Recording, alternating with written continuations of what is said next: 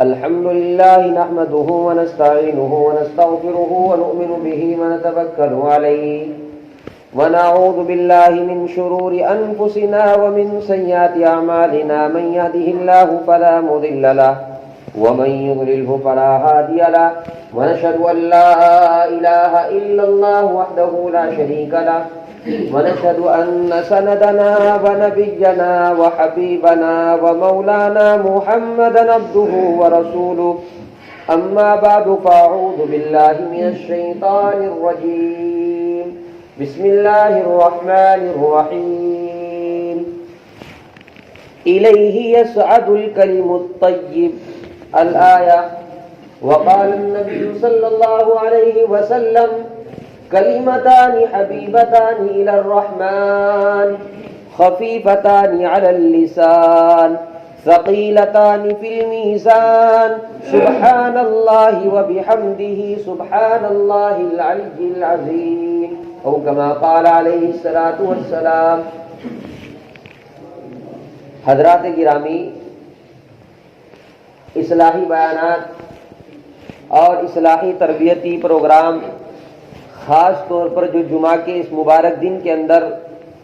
اس مسجد کے منبر اور محراب سے کیے جاتے ہیں، یقیناً لوگوں کی تبدیلیوں کے لیے اور انسانوں کی زندگیوں کو بدلنے کے لیے یہ بھی لازم اور ضروری ہے. اس لیے کہ منبر پر بیٹھ کر اپنے لوگوں کو سمجھانا یہ نبی پاک علیہ الصلوۃ والسلام کی سنت ہے. آپ علیہ الصلوۃ والسلام صحابہ کرام کو منبر پر بیٹھ کر ایسے سمجھایا کرتے تھے جیسے ایک باپ اپنے بچے کو سامنے بٹھا کر سمجھاتا ہے. تو اسی کے پیش نظر میں نے آپ حضرات کو 4 باتیں گزشتہ ہفتے بتلائی تھی. نمبر 1 ذکر، اس کے فوائد بتائے تھے. اللہ نے قرآن کریم کے اندر اسی کو بیان فرمایا، فَاذْكُرُونِي أَذْكُرْكُمْ وَاشْكُرُوا لِي وَلَا تَكْفُرُونَ، کہ میرے بندے آسمان میں تیرا تذکرہ کرتا ہوں جب عرش بری پر بیٹھ کر میں تیرا تذکرہ کرتا ہوں، جب فرش بری پر بیٹھ کر تو میرا تذکرہ کرتا ہے. تو ایک اللہ کے ذکر کا میں نے فائدہ بتایا تھا، اور یہ بتایا تھا کہ نماز پڑھنے کے لیے وضو کرنا ضروری ہے، مسجد کے اندر داخل ہونے کے لیے حالت جنابت سے پاک ہونا ضروری ہے، لیکن اللہ کے ذکر کے لیے نہ وضو ضروری ہے، نہ جنابت سے پاک ہونا ضروری ہے، نہ زبان کا پاک ہونا ضروری ہے، نہ کپڑوں کا پاک ہونا ضروری ہے، نہ ہاتھوں کا پاک ہونا ضروری ہے. بس اللہ اللہ زبان سے نکلتا رہے، چاہے زبان کتنی ہی گندی کیوں نہ ہو. دوسرا فائدہ بتایا تھا میں نے استغفار کا، کہ اللہ اس کے ذریعے سے مالوں کے اندر مدد کرتے ہیں، اللہ مغفرت کرنے والے ہیں، اس کے ذریعے سے اللہ تعالیٰ بیٹے عطا کرتے ہیں، اس کے ذریعے سے اللہ تعالیٰ آسمانوں سے بارشیں برساتے ہیں. دوسری چیز کا فائدہ میں نے استغفار کا بتایا تھا. اور تیسری چیز میں نے بتائی تھی شکریہ ادا کرنے کی، الحمدللہ کہنا. اگر کوئی آپ سے معلوم کرے آپ کی طبیعت کیسی ہے تو کہو الحمدللہ. اگر کوئی آپ سے پوچھے کہ آپ کا کام کیسا چل رہا ہے تو یہ شکوہ شکایت مت کرو کہ کم چل رہا ہے، دعا کرنا، بلکہ کہو کہ الحمدللہ ٹھیک چل رہا ہے، اللہ اس سے بھی اور زیادہ بہتر کر دے. اور تیسری چیز جو میں نے بتائی تھی دعا، الدعاء مخ العبادہ. حدیث شریف کے اندر بیان فرمایا گیا کہ دعا یہ تمام عبادتوں کا مغز ہے، یعنی اللہ سے مانگنا، اللہ سے دعا کرنا. اللہ تعالیٰ دعا کے ذریعے سے جو تقدیریں معلق ہوتی ہیں ان کو تبدیل کر دیا کرتے ہیں. لیکن آج دعا ہماری زندگی کے اندر سے نکل گئی. جیسے ہمارے پاک پیغمبر جناب محمد رسول اللہ صلی اللہ علیہ وسلم نے دعا کے ذریعے سے قوم کی ہدایت کے لیے سامنے بیٹھ کر دعا کی، اور دوسرے پیغمبروں نے بھی دعا کی. لیکن دوسرے پیغمبروں کی دعا اور ہمارے پیغمبر کی دعا کے اندر آسمان اور زمین کا فرق تھا. پہلے پیغمبروں نے دعا اپنے لیے مانگی اور اپنی اس قوم کے لیے مانگی جو ایمان کے اندر داخل ہو گئی تھی، لیکن ہمارے پاک پیغمبر نے دعا ان تمام لوگوں کے لیے مانگی جو ایمان کے اندر بھی داخل ہو گئے تھے اور جو ایمان کے اندر داخل نہیں ہوئے تھے. جیسے قرآن کریم کے اندر بیان فرمایا گیا جب حضرت نوح علیہ السلام کی قوم حضرت نوح علیہ السلام کو ستانے لگی، حضرت نوح علیہ السلام نے ہاتھ اٹھا کر کہا یا ربی ان قومی دیارا، اے اللہ یہ میری قوم کے لوگ جو میری نافرمانی کرتے ہیں، تیری اطاعت نہیں کرتے ہیں، اے اللہ ان کو غرق کر دے۔ اللہ نے دعا قبول کی، ان کو غرق کر دیا۔ حضرت موسیٰ علیہ السلام نے دعا مانگی اللہ میرے بھائی کو پیغمبر بنا دے، حضرت موسیٰ علیہ السلام کی دعا کو قبول کیا تو ان کے بھائی حضرت ہارون علیہ السلام کو پیغمبر بنا دیا۔ لیکن جب باپ پیغمبر علیہ السلام کی قوم آپ کے سامنے آپ کو ستانے لگی، آپ کے اوپر اوجھڑیاں ڈالنے لگی، آپ کے اوپر پتھر پھینکنے لگی، آپ کے نالے مبارک پتھروں کی وجہ سے خون سے آلود ہو گئے، تو آپ علیہ السلام طائف کے میدان میں جب دعوت و تبلیغ کے کام کے لیے، قوم کی ہدایت کے لیے، اللہ کے قرآن کی دعوت کو دینے کے لیے، رسول اللہ صلی اللہ علیہ وسلم اپنی سنتوں کے پیغام کو عام کرنے کے لیے نکل رہے تھے، قوم کے لوگ آپ کو گالیاں دے رہے تھے، آپ پر پتھر پھینک رہے تھے، عرش معلیٰ سے اللہ تعالیٰ دیکھ رہے تھے، جبرائیل امین دیکھ رہے تھے کہ اللہ پہلے پیغمبروں نے دعا مانگی، ان کی دعا کو قبول کر لیا، لیکن ہم سے دیکھا نہیں جا رہا ہے۔ اے اللہ یہ طائف کے چند لوگ آپ کے پاک پیغمبر پر پتھر برسا رہے ہیں، نالین مبارکین خون آلود ہو چکے ہیں، اے اللہ ہمیں حکم دے ہم ان پہاڑوں کے ذریعے سے ان کو ہلاک کر دے۔ اللہ تعالیٰ نے کہا نہیں، جب تک میرے پاک پیغمبر کی زبان سے کوئی کلمہ نہ نکل جائے تب تک میں کوئی فیصلہ نہیں کر سکتا۔ آسمان سے آواز آئی اے پیغمبر یہ آپ کی قوم کے لوگ آپ کو پتھروں کے ذریعے سے ہلاک کرنا چاہتے ہیں، آپ کی جوتیاں نالین مبارکین خون آلود ہو چکی ہیں، آپ ایک مرتبہ پیغمبر اشارہ تو کر دیجئے،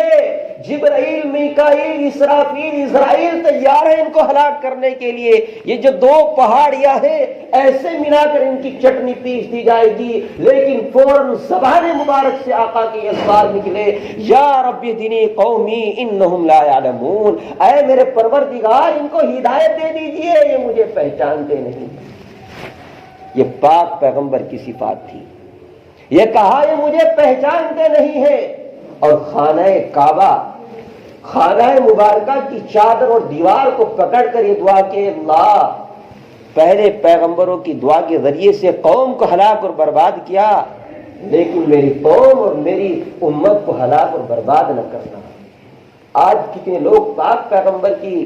سنتوں کو اور سیرتوں کو پہچانتے ہیں، اس سے اندازہ کر لیجئے اللہ تعالیٰ اتنے ناراض ہیں، پتہ نہیں کون سے گناہ امت کر رہی ہے۔ مسجدیں بند کر دی گئی تھی، یہاں تک کہ خانہ کعبہ کا دروازہ بند کر دیا گیا تھا، بیت اللہ کا طواف بند کر دیا گیا تھا، مسجد نبوی کے دروازے بند کر دیے گئے تھے، وہاں کی حکومتوں نے پابندی لگا دی تھی کہ دوسرے ملک کے آدمی خانہ کعبہ کا طواف کرنے کے لیے، مسجد نبوی کے اندر داخل ہونے کے لیے، آقا مبارکہ کی قبر کی زیارت کرنے کے لیے نہیں آ سکتے۔ پتہ نہیں یہ بیماری تھی، اللہ کا عذاب تھا، اللہ نے ہمارے گناہوں کی وجہ سے ایسی ہلاکتیں ہمارے اوپر ڈالی کہ مسجدوں کے اندر تالے لگا دیے، خانہ کعبہ کو بند کر دیا گیا۔ اے اللہ پتہ نہیں اس قوم کے اوپر کون سا عذاب نازل ہونے والا ہے۔ ہلاکت پوری قوم کے اوپر اس لیے نہیں آئی کہ خانہ کعبہ کی چادر کو پکڑ کر میرے پیغمبر نے آپ لوگوں کے لیے دعا مانگی،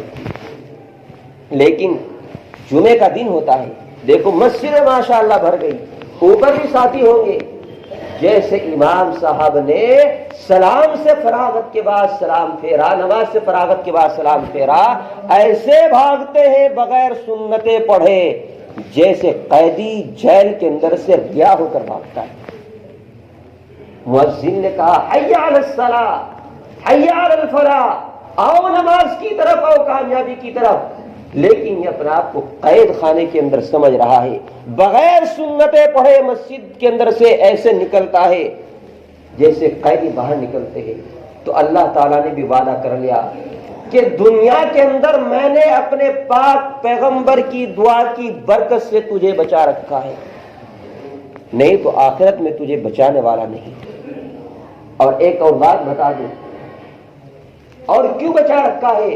जितने लोग हम यहाँ पर बैठे हैं, हम लोगों को अल्लाह के पाक पैगंबर ने अपना भाई बतलाया। एक मरतबा जन्नतुल बकी के अंदर आप अलैहिस्सलाम तशरीफ लेकर गए, वहां पर जितने मोमिनीन कब्रिस्तान के अंदर मदफून थे उनको दुआ दी, अस्सलामु अलैकुम या अहला दार कौमी मुमिनीन व इन्ना इंशाअल्लाहु बिकुम लाहिकून, के कब्रिस्तान के अंदर दफन होने वालों ए मोमिनीन भाइयों आप पर सलामती हो, इंशाअल्लाह ताला हम भी आपके पास में मिलने वाले हैं। और मैं आरजू रखता हूं, मैं तमन्ना करता हूं, आका बयान कर रहे हैं आप लोगों के लिए, मैं उम्मीद रखता हूं कि मैं अपने भाइयों से भी मिलने की उम्मीद रखूं, तमन्ना करूं। सहाबा ने अर्ज किया, या रसूल अल्लाह, सहाबा की जमात हर वक्त आपके साथ रहती है, मस्जिद नबवी के अंदर रहती है, आप सहाबा के सामने रहते हैं, सहाबा आपके सामने रहते हैं, क्या ये आपके भाई नहीं है? आप अलैहिस्सलाम ने फौरन इनकार कर दिया कि नहीं, आप मेरे दोस्त हो, मेरे भाई वो है जिन्होंने मुझे नहीं देखा, मैंने जिनको नहीं देखा, यानी मेरे बाद में आने वाले लोग। हम आका के बाद आए, आका के भाई बने। कम से कम आज आपसे दरखास्त करता हूं कि हर जुमे की तरह कोई साथी, अल्लाह के नबी ने जो आपको अपने भाई होने का सर्टिफिकेट दिया और अल्लाह के नबी ने खाने काबा की चादर को पकड़कर आपके लिए जो दुआ की कि मेरी उम्मत को हलाक मत करना, इसकी दुआ और इसकी बरकत और इसकी मोहब्बत की वजह से कोई भी साथी किसी नमाज की सुन्नतों को तर्क मत करना। करेंगे ना इंशाअल्लाह इस पर अमल जरूर। कोई साथी बगैर सुन्नतें पढ़े तो मत निकलना, नहीं निकलना बिल्कुल। अल्लाह तबारक व तआला हमें अमल करने की तौफीक अता फरमाए।